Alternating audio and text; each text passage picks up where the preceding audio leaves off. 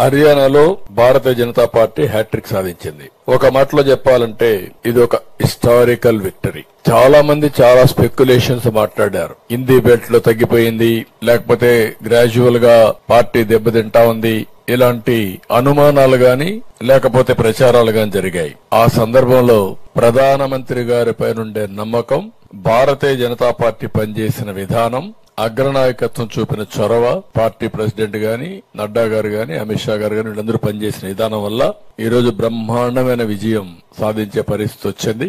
నేను కూడా మొన్న ప్రధానమంత్రి గారితో మాట్లాడాను.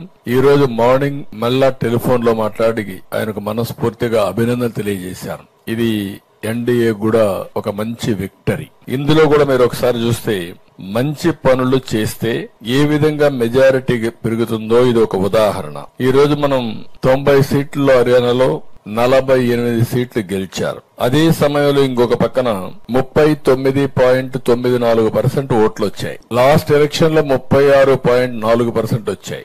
3.54% ఓట్లు పెరిగాయి.